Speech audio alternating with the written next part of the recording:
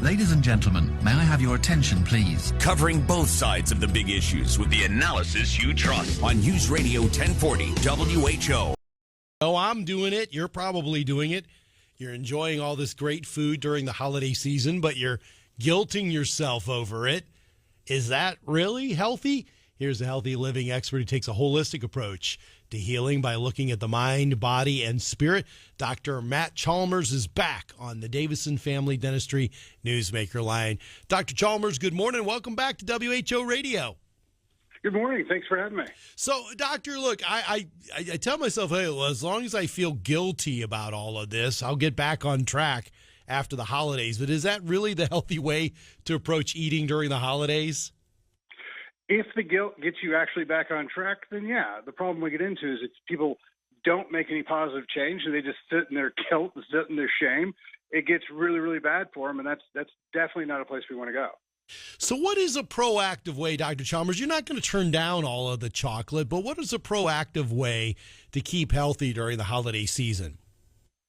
So the big thing on this is that when we feel guilt or shame, kind of take a step back, look at it and be like, did I do something wrong? And if you did, then find a path out of it to fix it. So for instance, you're like, I ate too much sugar this holiday season. Okay, great.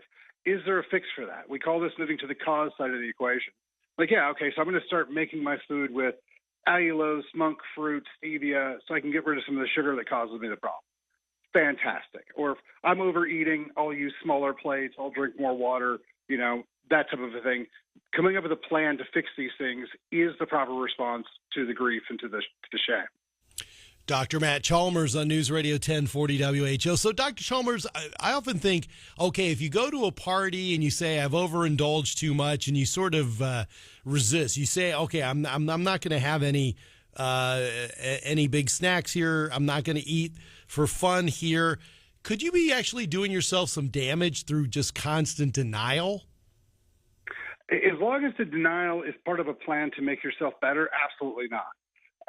Because what that's going to do is it's going to build, your self-worth. It's going to build your self-esteem. It's going to be the I chose not to do this thing and it was hard to do, but I did it anyway and I'm better for it.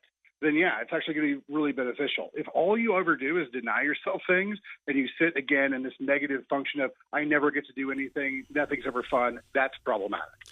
Doctor, is there one thing we should be thinking about during this holiday season? I'm reading a lot about sugar and how much sugar we're taking in during the holiday season.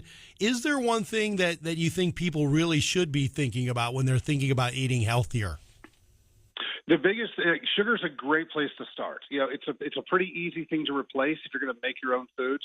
If you're going to buy your foods from somewhere else, there's a lot of sugar-free alternatives that really are pretty much just as good as some of the sugar-filled alternatives. So, taking that type of approach of here's a problem, I'm going to start creating a plan to fix this problem, then yeah, it's a fantastic place to start. And sugar is probably one of the places I start with people the most.